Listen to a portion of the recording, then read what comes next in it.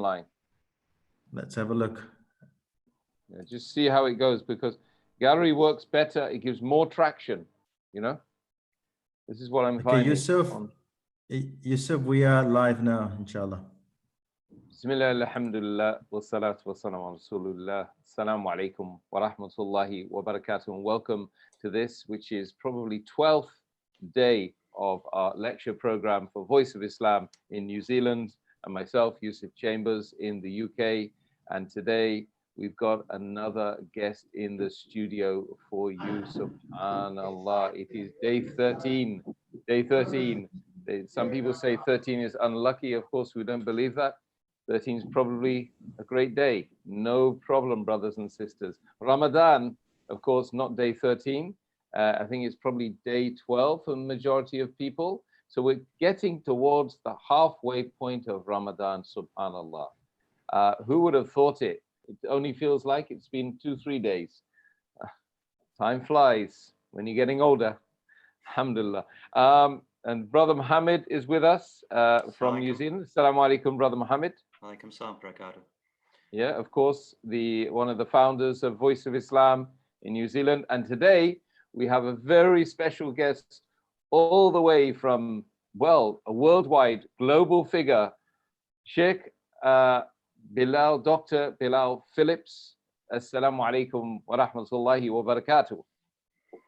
Wa alaikum salam wa rahmatullahi wa barakatuh from Addis Ababa, Ethiopia. Cool. Alhamdulillah.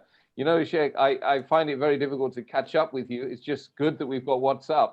Otherwise, believe me, I don't think that I will be able to catch up with you. You've been in so many different countries, subhanallah, and you've been doing a lot of work, Jazallah khair. You know, one of the things that I remember back in the days, first of all, how are you? I should ask, how are you and how's your family? Alhamdulillah, fine. The families are all fine. Alhamdulillah. Yeah. And just a little bit before we go into it's a blessed Ramadan. Yes, that is true. Now, Sheikh, have you ever spent so much time with your family ever in the last, how many years have you been Muslim? Have you ever spent so much time with your family? Alhamdulillah, alhamdulillah. we don't have to do any counseling, you know, it's you know, being at home with the family, you know, we haven't turned abusive, and you know, mashallah. You know. Alhamdulillah, alhamdulillah. We're good to go. Yeah. So how is the lockdown in Addis Ababa in Ethiopia, right? Have I got that right? That's right. Yeah, the lockdown, they just, you know, they'd given us till May, and then all of us, you know, sudden, a week later after, or 2 weeks later after they told us that, they said, well, listen, this is going to be a 5-month state of emergency. Okay, okay. Are they going to hold to that, or going to change? Well, you know, I think what they're doing, see, what's everybody else doing? They're saying it's for 2 weeks, then 2 weeks come, oh, we need another 2 weeks. You know, they're just carrying people along bit by bit, you know, so that people don't get too, you know, upset. Yeah. Whereas here, they're not worried about that. They're just telling people like it is. Better we tell you 5 months, and then we open it back up after 1 month or after 2 months. You'll be happy. Yeah, you yeah, yeah. So setting the expectations, right? Mindset. Alhamdulillah. And do you have many cases there of the COVID-19? Many people contracting? They have, but very few. You know, but what's happening is that, you know, the head of the World Health Organization, he's Ethiopian, Dr. Whatever. You know, he's Ethiopian. So yeah, he's looking after his country now. You know, they have what's his name? This guy, Jack Ma from China. He sent over millions of masks and ventilators, and you know, they're just shipping them in. The airlines has been shifted. You know, they didn't just shut down. See, like the other places, they, you know, in the UK, you know, British Airlines, everything is, the planes are just parked. They have to be just checking them up every so many days or whatever. Yeah. Here, all the planes, they turn them into cargo. So they're still working. They just pulled out all the seats, and they're now just shipping cargo around the world. They were the biggest airlines in Africa. So they kept it going, man. As they said, we don't have any bailout. I was listening to the head of the airlines here. He said, we have to find some other way to keep things going because, the government's not going to bail us out. They don't have the money. They're looking to get money. So, they've kept the ball rolling quite strongly. Well, it just sort of juxtapose that, in Britain, our doctors and nurses, frontline staff in the ICU units don't have proper PPE. They don't have personal protection equipment at all. And so we are fundraising, subhanAllah, the Muslims are fundraising to give food and to give that equipment. And I'm telling you, the Muslims are leading on that probably everywhere in the world, subhanAllah. And Turkey has sent aid to Britain. There's a bunch of stuff that came in on a military plane a couple of weeks ago, and they sort of tried to demean it. But the thing is, it's a great opportunity for dawah. It's a great opportunity for dawah to really set the record straight. The Muslims are a positive influence, a positive role in societies up and down in the West, particularly if you can call it the West, in Britain, in parts of Europe, in America as well. This is happening. Alhamdulillah, you're part of the IOU. Let's get straight into that. IOU is not that I owe you anything, but we owe something. We owe. We owe something to Allah. Knowledge, spreading it. Yeah. So hungry for knowledge. That's your strapline. Tell us about what's the work of IOU, because this is seminal work. It really is. It's global effort to get fundamental dawah or fundamental ilm, knowledge of Islam and other things, right? It's not just Islamic studies. Yeah, actually, that's why from last year we changed the name from the Islamic Online University to the International Open University. It's still IOU. IOU hasn't changed, but because people were thinking, oh, it's only for Islamic studies. So the reality is that of our 8 courses, 1 is Islamic studies. The other 7 are education, psychology, business administration, Islamic banking and finance, IT, Arabic. So we have a whole range of subjects. The key is that it's Islamized education. It is still Islamic because it's Islamized education. There was no need for us to set up a department of psychology and teach Western psychology. So we developed Islamic psychology, a bachelor's in Islamic psychology, where we got good brothers who are, in the field, well experienced. Our head of department, Brother Rasul, Professor Rasul, he's from Mauritius, mashallah, he's dedicated to the concept, and he, developed the department so that every professor that we brought, and we brought in maybe about 10 or 15 professors from different parts of the Muslim world, teaching, specialized in psychology, because this is an area, psychology, imagine, if you go looking for an Islamic psychologist, you can't find them. All the Muslims who are psychologists, they learn from that other system, so they're talking and thinking the same way. Psychology doesn't believe that there is a soul, so hey, when you take a soul out of the whole formula, out of the picture, then what have you got left? You're just dealing with animals. So they decide that okay, you're doing this because rats do that and monkeys do this, and because the soul's not there. So so we're reviving the soul. Exactly. Because the thing is, because in the West, you can't set up a school without having a child psychologist there. They won't allow you to set it up. That's how important psychology is. But we in the Muslim world, this is unthinkable. Nobody ever heard of it. You know, child psychologists at the school, you have to have one. What kind of school? You know, because for the Muslim world, psychology is like, hey, psychiatry, mad people. It's about madness, you know, and we shy away from mad, you know, crazy, you know. We just keep them in the quietly in our houses, you know, or we let them in Qatar, they let them straight walk the streets, you know, so you'll find madmen walking down the streets. But you know, they're the society, you know, it's just rather than chain them or lock them up into in institutions, they just let them go, you know, they're harmless. Yeah, subhanAllah, I remember you saying that you were using psychological methods for teaching kids in Qatar, or was it in Saudi Arabia?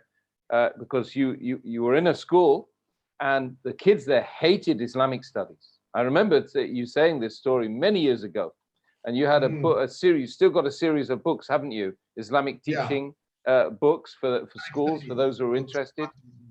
And I remember you were saying that, you know, in one semester or 1 year, you transform the way in which the kids perceived Islamic studies. How did you do that? Because that was using psychology, right? Yeah, exactly. I mean, without knowing it, I mean, I was not a professional psychologist, but you know, just reaching out to the kids so that you know they would link up with you, you know, because they're used to Islamic studies, you know, teacher coming and just telling them, you know, Islam, Iman, Ihsan, and, you know, just telling them, memorize all these things, and then the exam comes, you write these names down. Whereas, you know, I got my feet wet. I, you know, stepped into the arena with them.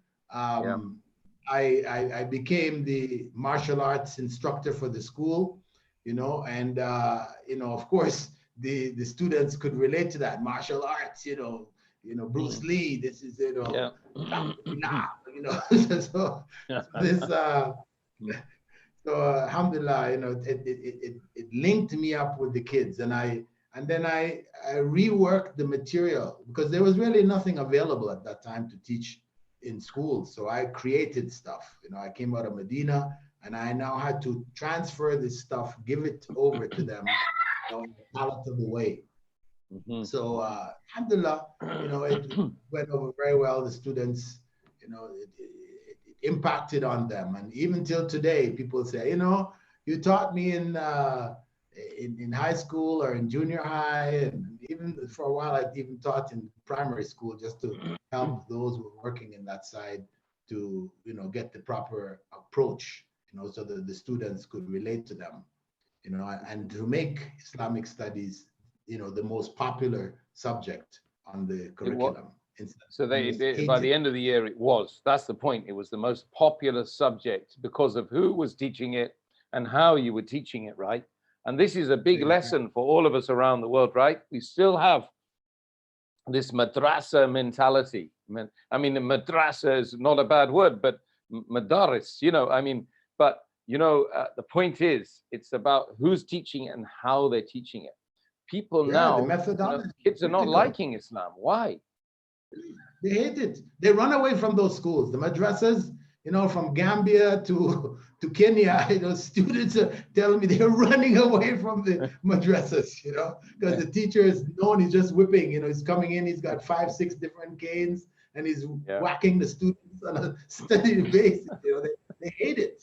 You know, hate it, really. It's a shame. It's really a shame. So we need to benefit, you know, from the methodology of the Prophet ﷺ. So this is what we're trying to do in our Department of Education. The same thing, you know, it wasn't Islamic education, but Islamized education. The Department of Education, where the teachers are now taught the Islamic methodology, taught from the Prophet ﷺ. He was the ultimate teacher. You know, he laid down principles of teaching that the West has only discovered in the last 10, 20 years. This is the way to go. You know, this is how you should teach. You know, I mean, the idea of what they call inquiry learning. Now, that's the big, you know, buzzword in education, inquiry learning, meaning you teach kids by what? by questions, causing them to think. You start your class with a question. You know, you don't come in and just say, okay, kids, get your books out. You get on the board, you're writing stuff down, and you turn around and say, you repeat what is on there, have them repeat it. Okay, ma'asalama.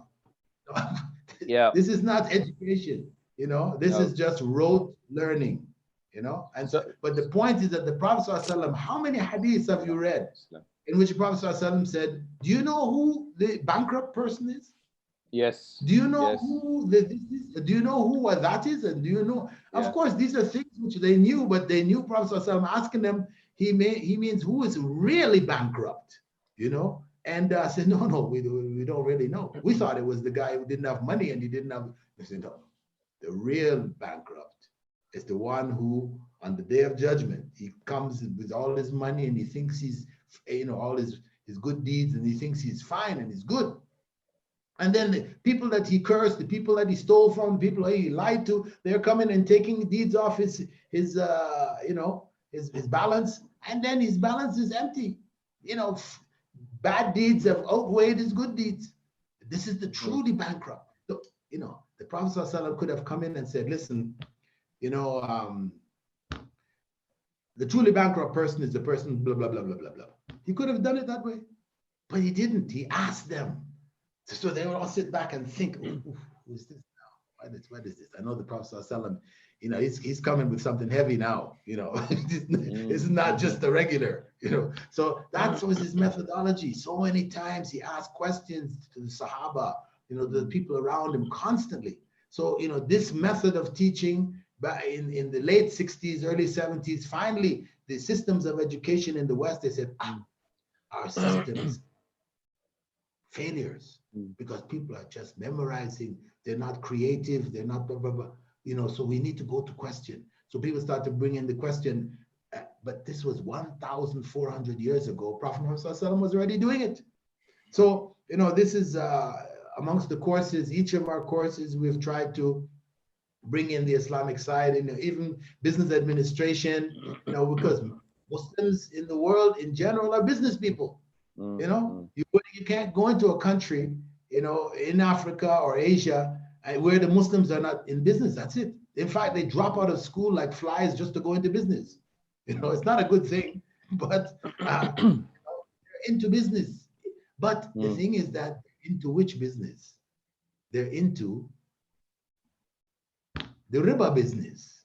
Yes. You know, those who fear Allah, okay, they stay out of it, so their businesses would never really grow, because they can't access the loans from the banks and all these other kinds of things, because they're keeping their money clean, you know. So either you're down that route and you happen to have a oil well in your backyard, so okay, you have some money to work with and build something, or, you know, your business just remains small, you know, or you go into riba, you know, it's one or the other. But, you know, what we're trying to teach in business administration, that, hey, you know, you can run this business Islamically. There's an Islamic way to do this. You know, you just need to know where are the red lines that you can't cross. You know, business is mainly about marketing, how you market your materials and that. Well, listen, hey, when you go into a marketing class in the West, they'll tell you right off the top, hey, the top marketer, right, is the one who is able to sell snowballs to the Eskimos. Yeah, that's right. Yeah. This is the ultimate salesman. He can sell snowballs to the Eskimos, or sand to the desert Arabs. You know, if you can send him a box of sand, you know, he's living in sand, you are the man. You know, that's the ultimate. You know, Islamically, we say, no. That is not. That means that this is the ultimate ripoff. It means you you know, you have tricked this man into buying what he doesn't need. So, you know, you have to take a different approach. So on and so forth. You know, with the university, this is what we've tried to do to break new ground. You know, we didn't want to do what was already there. We wanted to make this Islamic. So this was the idea of Islamizing education. You know, so it's a standout. Yeah. Sorry, Sheikh. So sorry to interject there, because you said a few things there.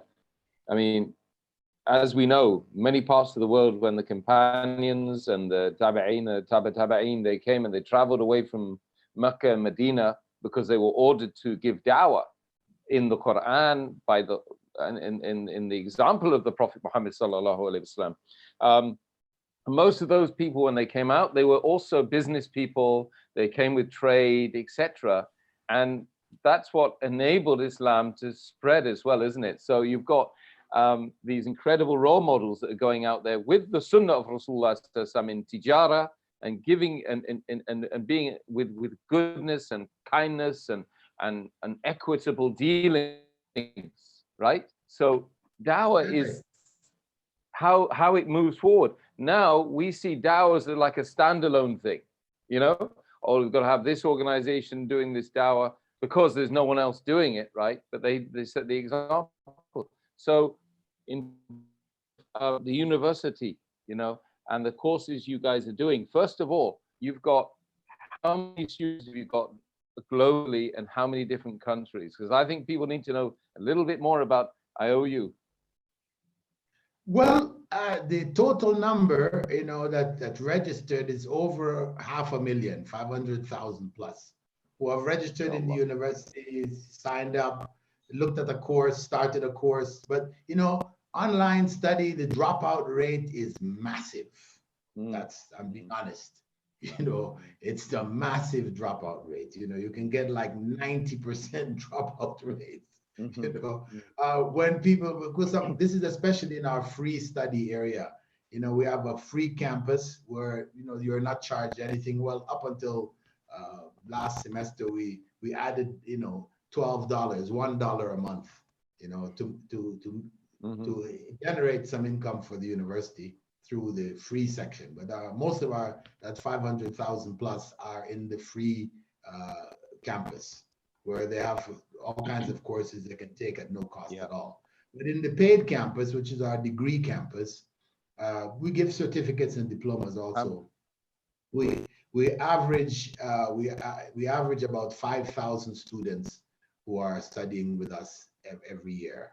We have a new intake of 1,000 students.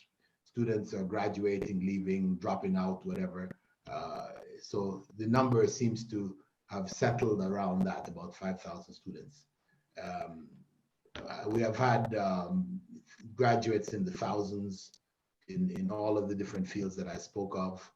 And alhamdulillah, our people are out in the street, are in the businesses, they've joined companies, students, alhamdulillah, they're beginning to make their mark. Of course, the university will become, more known, once our graduates, increase and people see the benefit, from it. But the COVID-19 is the big prover for the Islamic Online University, because all the other universities, lockdown, finish.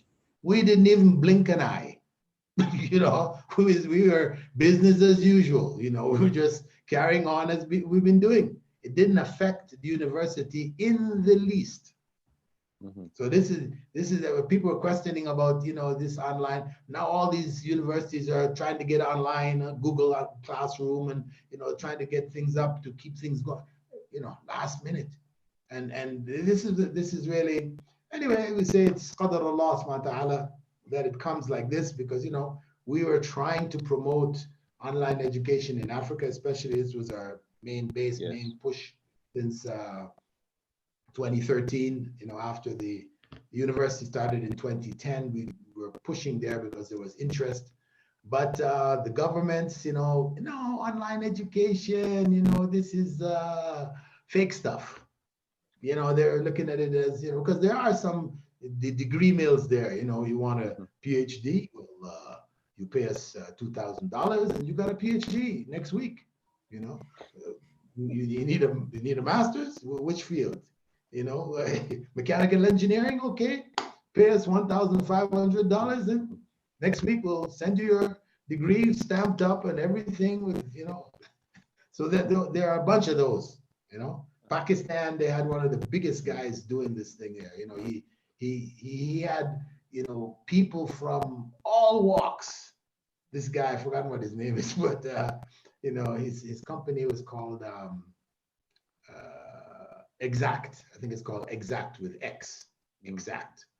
But man, he had people working, just online. The whole thing was online. He didn't even have actually a building to say a university anywhere. You know, everything was completely online. And he made up about 10 different universities, giving them like names like University of Edinburgh, University of New York State, in blah, blah, blah, and all these names. He's printing up these degrees. His money is, he made millions and millions till they finally caught him. He was exposed maybe about 4 years ago. But you know, this is online because of course the potential for that is there. Yeah. But you know, they wouldn't look into it. You know, they were opposed to it. No, the students, they can't handle it. And of course, you know, we found from our efforts, we have a project, you know, the 1 million scholarships for African youth. This project, when we launched it, initially we thought we would just give the students the scholarship. You know, we'd raise money for the scholarship. We give the students the scholarship, they would study and like everybody else. But then we realized, you know, Africa is a whole different place in terms of education and access to internet and all this, you know. Yeah. So we ran into all these issues. We had to change the whole approach. First, we were trying to get them, okay, we need to get them laptops because nobody had computers. You know, we gave them a scholarship, but they didn't have a computer to do the studies on. You know, so we had to go get laptops. Yeah. So we had to figure out laptops and the cost of laptops, and then it became very complicated, became very costly. So finally we came to the point we said, okay, we need to have learning centers where they can study from. Okay, they can go there and they get access to electricity and internet. That's good. Okay. Yeah. Started that, but then we found we had like 90% dropout rate. Oh, what is this? You know, we're providing for the destitute, the poor, the needy, you know, and they're dropping out like flies. And then we realized, hey, most of these students who are applying, they're one from the bottom of the class, you know, and in computer science, they say garbage in, garbage out.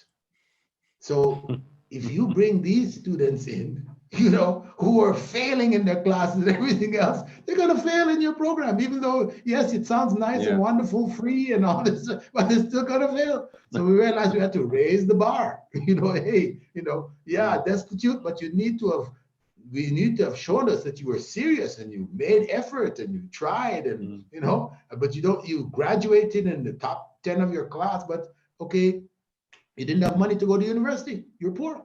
That's how it is. So we're going to provide a university for you. So we had to do that. Then we found out that even after we did that, we got this group, that students were still dropping out. Maybe it wasn't 90 anymore. It had gone down to about 60%. But still 60% dropout. We didn't like it, you know, because our point of the project was to help the ummah. You know, that these poor kids would study, graduate, and change that cycle of poverty, breaking that cycle, you know, but they're dropping out. So we said, okay, now we need to put some other conditions. Eventually, we came to realize, you know, when we were questioning the dropouts and all that, that they were so unfamiliar with study online. You know, when you looked at the statistics in America, New Zealand, or you know, England, 86% of university graduates have taken at least one complete course online. In Africa, it's less than 1%. So you had a whole nother ball game. You know, now we now have to get down to the nitty gritty. What is the real situation here? And then, okay, we need to give them orientation programs and this type of thing, computer training, so that they can study. And then after they studied, okay, we dropped down from 60, it came down to 50. We said, well, what's still, why 50%? We struggled to bring it down to 45. Why 45% still dropping out? You know. Then when we talked with the students were saying, listen, you know, we feel like we're all alone studying in the matrix.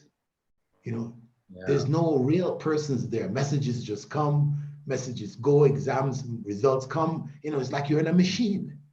The human element wasn't there. Okay, we got to do something else here now. We need to bring them into the classroom. We don't just say you come and go when you want to. No. Now they have to come in at 8 o'clock in the morning and you don't leave until 2 o'clock. No, studying online is supposed to make things easy for you. You can study on the run and the go. And no, you have to bring them back to their high school days. High school days, you had students to your right, to your left. You know, you're in a classroom with other students. You know, you felt a part of this thing. So we had to recreate the classroom. So they had to be there on time. Their supervisor was not going to go and check the computer, make sure they didn't just go in and gone off here, left or right somewhere. No, they have to stay on track. So then we were able to bring it down to about 30%. And 30%, we said, oh, still 30%. But we said, mashallah, when they did stats for South Africa universities, where the government is providing university and all this kind of things, on the ground, not online, because online you can expect dropouts are going to be way more anyway. But on the ground, the average dropout rate was like 40%. So we had brought it down low that average rate. We said, alhamdulillah, you know, we've done as much as we can. We have to just work with the rest, and we hope things will improve, you know, as we go forward. Alhamdulillah.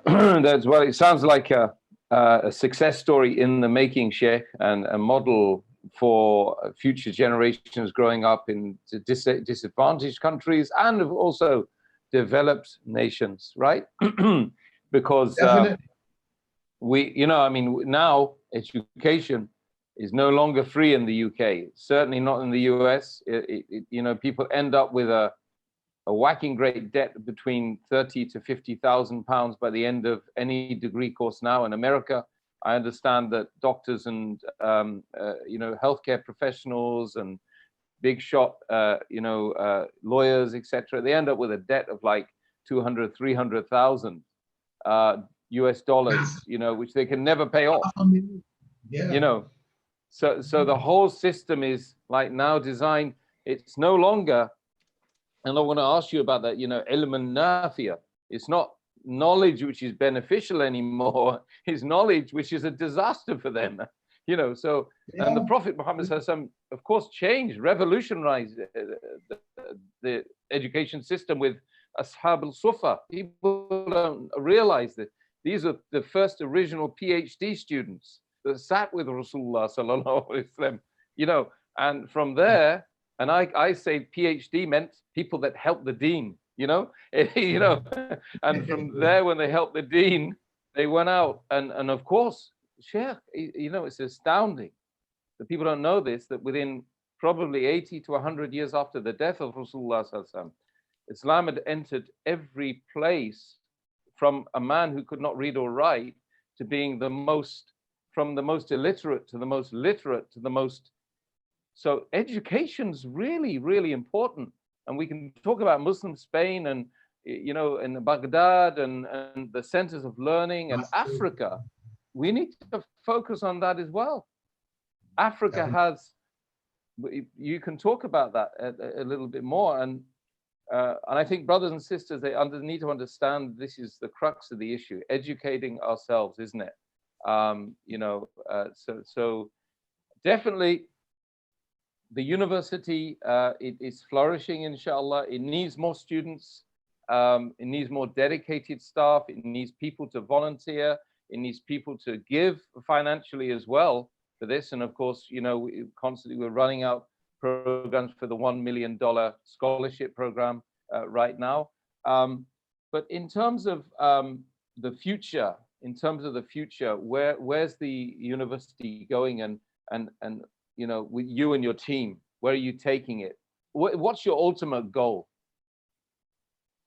Well, and the ultimate goal is to establish the university globally, you know, in all of the continents, with the learning centers. As you said, there are poor people everywhere. We could set up a learning center in the UK.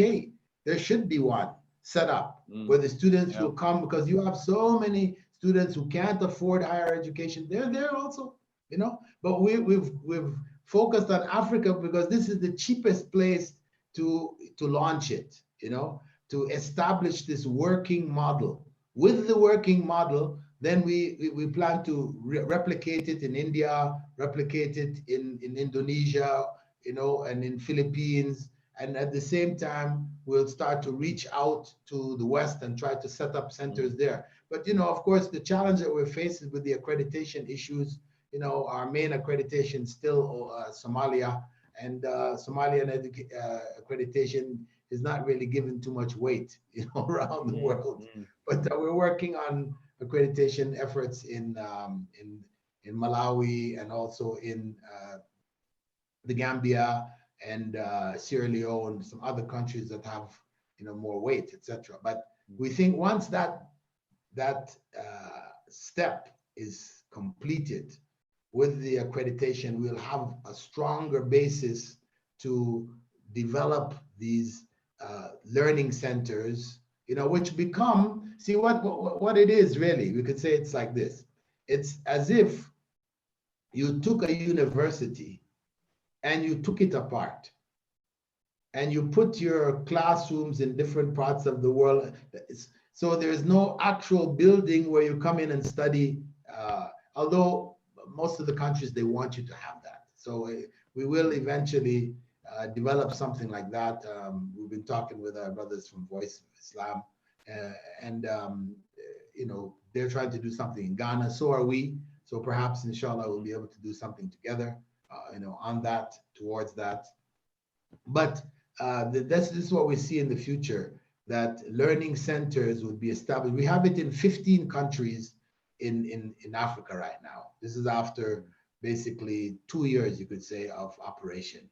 You know, 2018 and 2019, we established 15 different learning centers. Alhamdulillah, you know, they're developing quite well in places like Nigeria, where you have, you know, the population of Muslims is, you know, 100 million plus, you know. So the centers, we have like 4 centers, but more of the other countries, we may have 1 or 2. So we want to get this out into all of the countries. We're focused right now on the English-speaking countries because our program is fundamentally in English.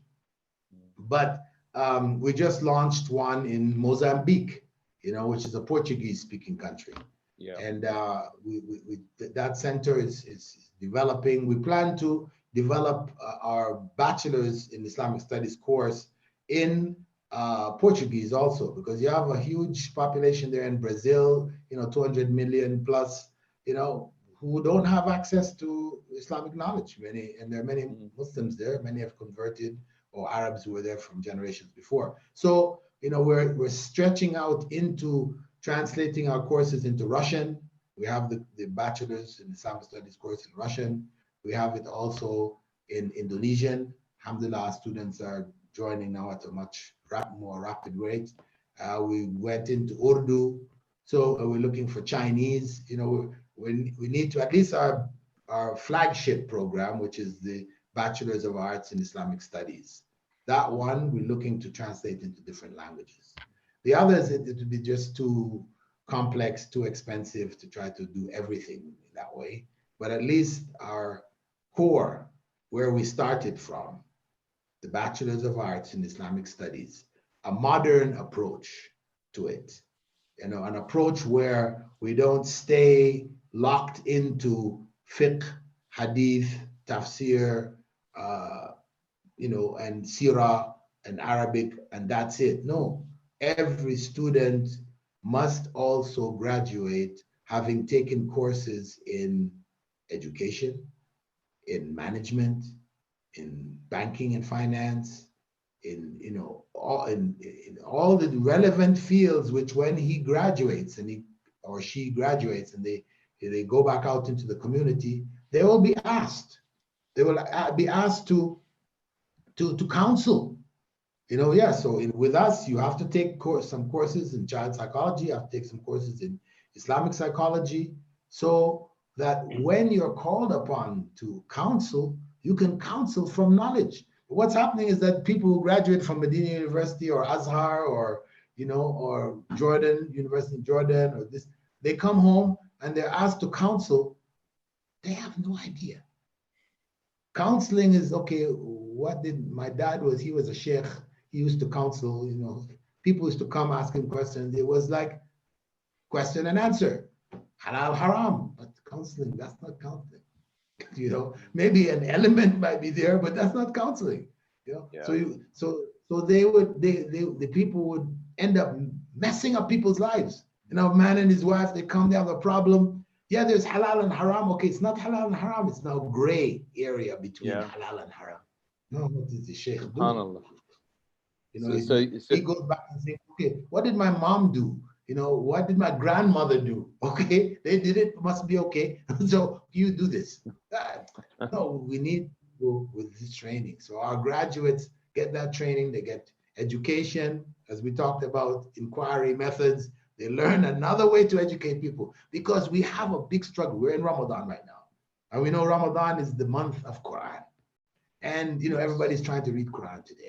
And I saw people sending me notes on their Instagram and stuff saying, oh, we completed the whole Quran already after 7 days, 10 days. They completed the whole Quran. I think I'm going to be able to do it at least twice or 3 times this month. Come on, people. What the Quran was revealed as a book of guidance. Hudan lil muttaqin. Guidance. Now you tell me, you've whipped your way through 3 recitations of the Quran in Ramadan. What guidance did you get out of it? Where is the guidance? You're still the same person. You're still doing what you were doing before. It has had no impact on you at all. So do you think that was what was prescribed? So this is where the whole issue, خيركم من تعلم القرآن وعلمه. Best of you are those who memorize the Quran and teach it to others. No, it didn't say memorize Quran. No. It said the best of you are those who learn the Quran and teach it to others. So people it wasn't memorized. It wasn't best of you, because if you memorize the whole Quran, we're told that you're able to take with you into paradise 7 generations from your family. Yeah. That's the common story, widespread. I tell people these are lies. This was shaitan. Satan has put this into your heads so that you think, you have 5 kids. One of your kids, you dedicate him, you say, your job is to memorize Quran to take us all to paradise. The rest of us will be out there doing our riba, we'll be cheating, we'll be stealing, we'll do everything, and you're the one who takes us all to paradise.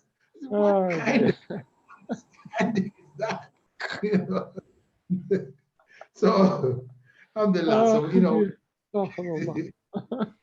is the challenge. Muslim world is in serious trouble. May Allah subhanahu wa ta'ala forgive us and put us back on that sirat al-mustaqim, like we keep asking 17 times a day plus. Of course, education is Islamic education, subhanallah, is a real joy, isn't it? When once you discover the true gems in the faith and the sunnah and link it back to the dunya study. It's not dunya studies. It's Islam is, of course, a holistic approach to life. People need to understand that, don't they, Sheikh? That Islam is everything. There's no harm in saying it's dunya.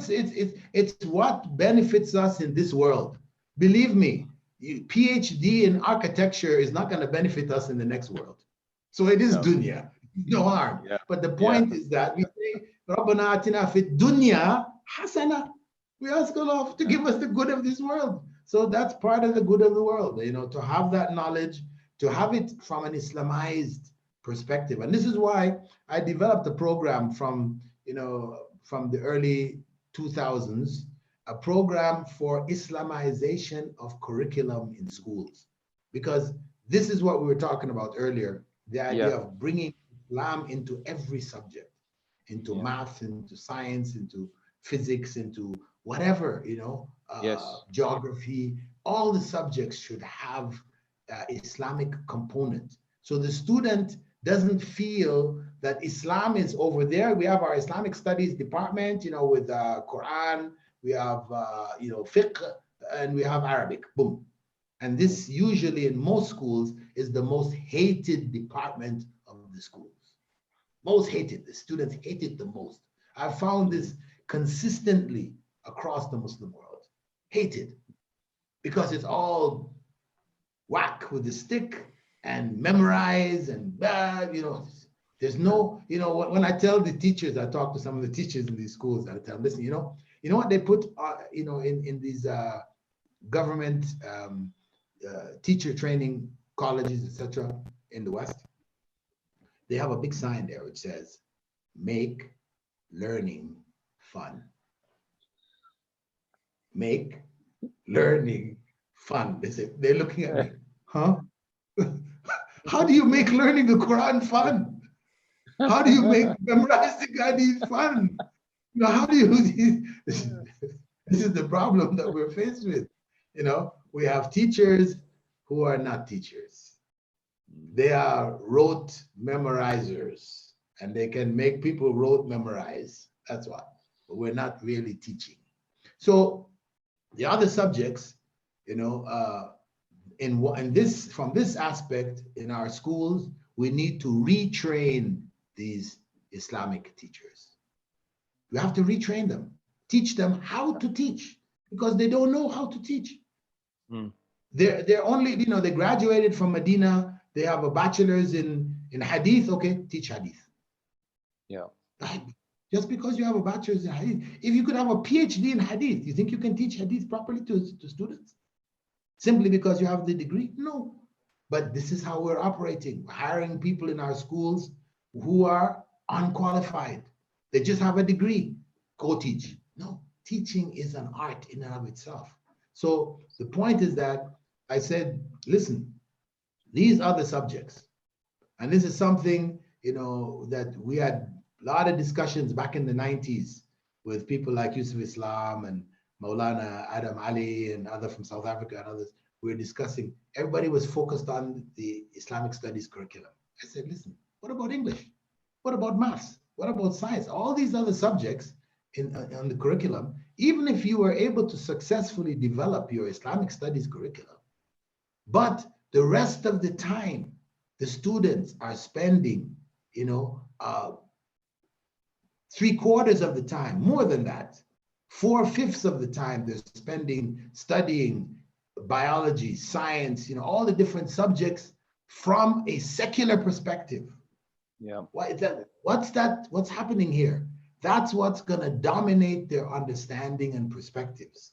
You know, so this is why I stress to them, you know, listen, we need to get into these subjects, to develop textbooks or methodologies whereby we educate, we Islamize all of our curriculum.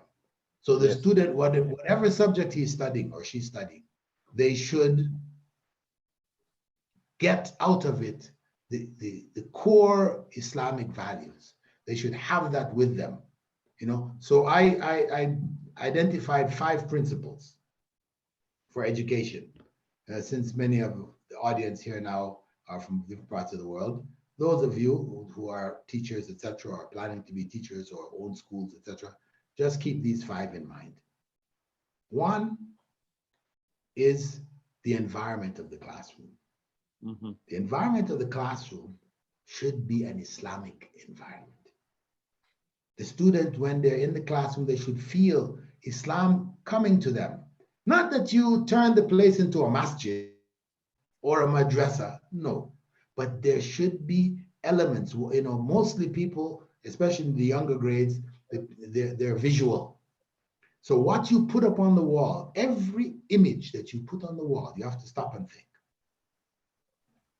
One image is worth 1,000 words.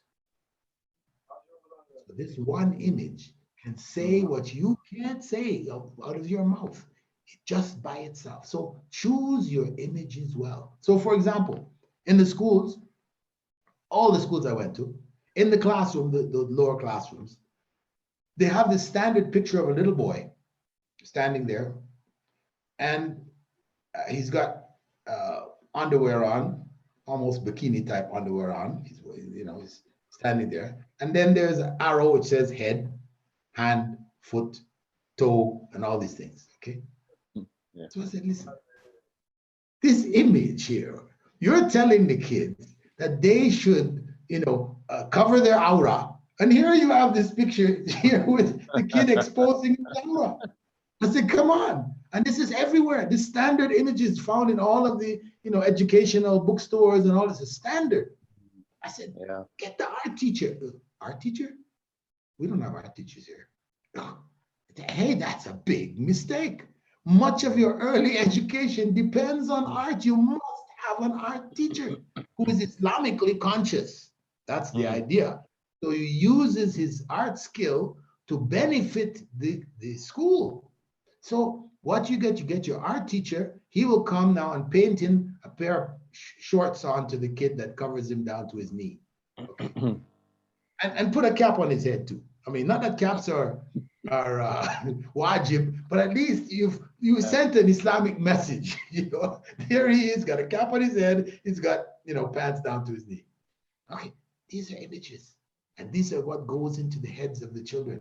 So the environment of the classroom, you have to control it and make sure you can, as much Islamic information you can get in without going to extreme, you do so. Secondly, historical relevance. Everything that you're going to teach, believe me, that some Muslim scientist, scholar, has already contributed to this field. So when the students, you ask them when they graduate, who was Einstein? Oh, E equals MC squared, atomic bomb. They tell you. Yeah. But if you ask them, who was Al-Hassan ibn al-Haytham? They say, huh? Al-Hassan ibn al-Haytham? Who is that? Footballer? He's a footballer, French footballer. No, Al-Hassan ibn al-Haytham is the man who invented optics, the glasses that you are wearing. This was his invention. He laid the foundation for optics. Yeah. Nobody ever heard of Al-Hassan ibn al-Haytham. So we need them to know that. For every course that they're taking, we have Muslim, experts of the past, geniuses of the past, who wrote, spoke, let them know them. Not that you're going to turn the class into a history class about, no, but at least you connect them so they feel a sense of connection with what's going on in the rest of the world, because otherwise Islam just seems to be here, and then the whole of the Western world, Western civilization is out there. So connect them up. Okay, that's number 2. Number 3 is Quran. There should be anything that you have to teach in school from kindergarten to grade 12. Believe me, you can find an ayah of Quran which touches the subject. Yeah. Now, the idea again is not to go put, 10 lines of the Quran and you're going to go give a tafsir on this. And no. You're talking about water. So, maraj al-bahrayni yaltaqiyan, that's enough. The two seas coming together. Show them the picture from Cape of Good Hope, you know, where the two seas from the Atlantic side and from the Indian side, those waters, you can see a line there. Yaltaqiyan. That's enough. They don't need to do the whole surah or the whole section. Just that verse, just enough. And translate it so they understand it. That's it. That science class you've put in, boom. Islam, Quran is relevant. It's not just we have to rattle it or marriage and Maraj al-Bahraini al-Taqiyan. Hey, that's something. You know, subhanallah. 1,400 years ago, Muhammad ﷺ is there in the desert. You know, those who say, oh, it's his book. He wrote it. That's Cape of Good Hope. You can see this. You know, Cape Town, you can go there and look out and see the seas coming together and see the line. You can't see that from Arabia. You can't see that from Mecca. There's no place like that. This is, you know, so on. Then the fourth principle, hadith. Same thing. You can go and get a hadith that is connected, and you just give them just enough of the hadith that they understand. Hey, the sunnah is relevant. Sunnah is not just putting a cap on a particular jalabiya, you know, and no. Sunnah is relevant. It was guides, the life guide. Okay, we show that to them.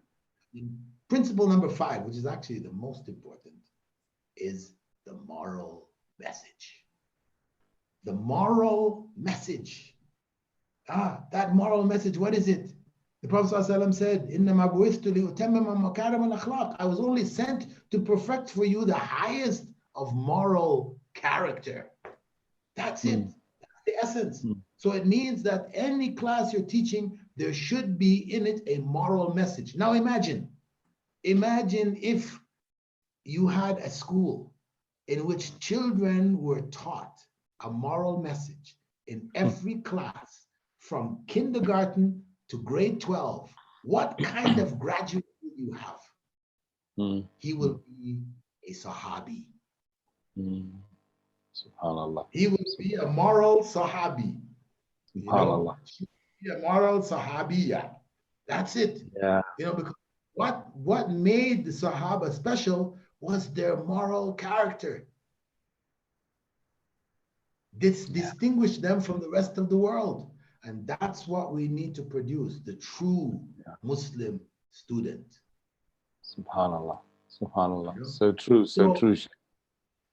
Alhamdulillah. Well, so this is part of the message that we're in education, our courses that we offer, you know, to introduce this to the teachers, the would-be teachers, etc.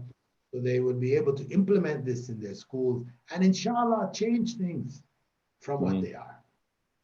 Well, Sheikh, I wanted to talk about education, and we've done that today, alhamdulillah, and I was going to talk a little bit about dawah, but unfortunately we've run out of time because it's been engrossing, it's been incredible, it's been such a, you know, a gold mine of information, subhanallah, referring to your efforts in the Islamic or the International Online University, IOU, which brothers and sisters need to link up, and we've got the links spreading them all over the different groups now.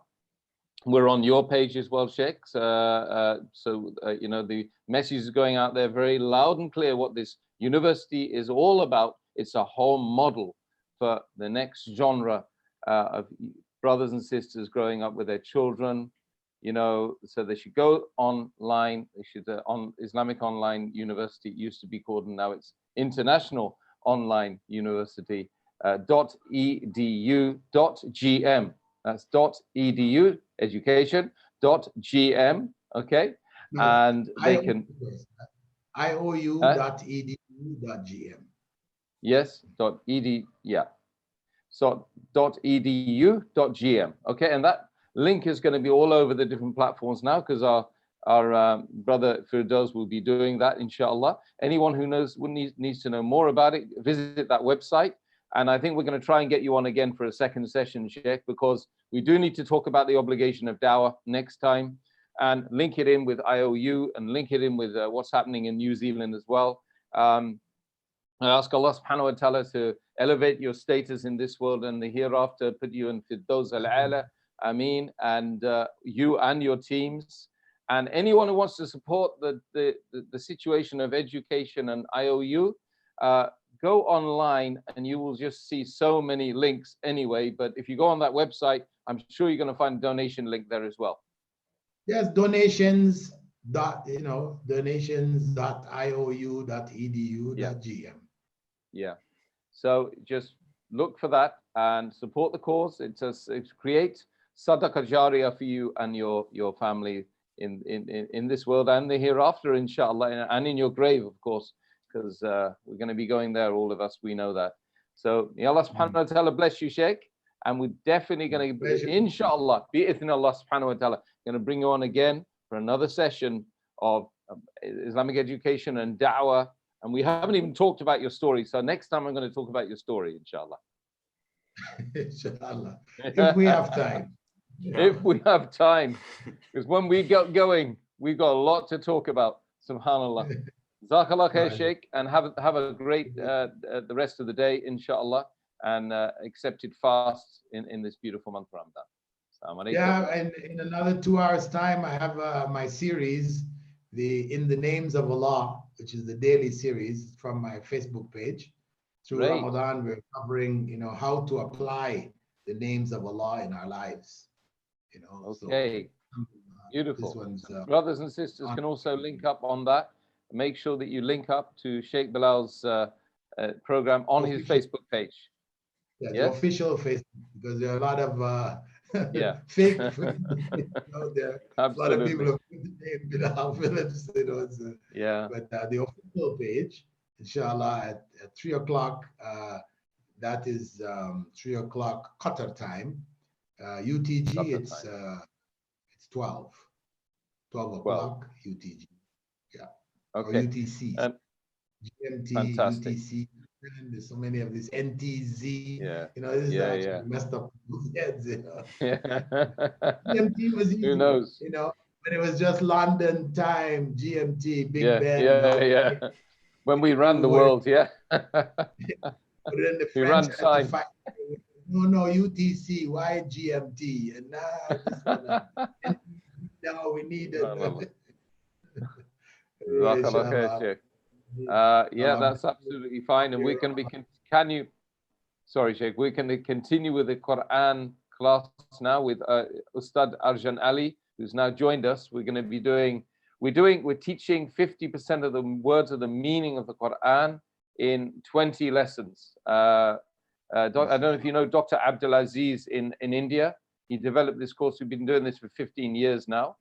And it gives people an access to the Quran and access to understanding their salah, understanding the fundamentals of they can translate the Quran, 50% of the Quran at least by the end of this course. So it's a very useful course using TPI. Very good. You know TPI? Total physical interaction. Yeah, using the figures and think it, say it, speak it, write it, do it together, love it, all of that. Yeah. So I think we need to link you up with these guys as well, because that's another element of a short course that we could develop for International Open University and launch it. Put it up on our in our courses, the courses that we offer. We'll make it accessible to as many people as possible, because whatever we can do, people understand the Quran. That's the big challenge that we're faced with today. That is it. That's exactly. And this course, you can see, is very popular now throughout the month of Ramadan. Of course, it's the month of the Quran, of course. So it's very, very popular. And alhamdulillah, I'm so blessed to have been introduced to these brothers. May Allah subhanahu wa ta'ala bless them as well. Okay, Sheikh. It's been wonderful speaking to you as usual. And we're going to speak again, inshallah. Assalamu alaikum. Take care. Take care, inshallah. Speak soon. See you next time, inshallah. Assalamu alaikum rahmatullah. MashaAllah, tabarakallah, MashaAllah. Alhamdulillah. A wealth of knowledge and information is always Sheikh Bilal, and always very affable and beautiful to speak to.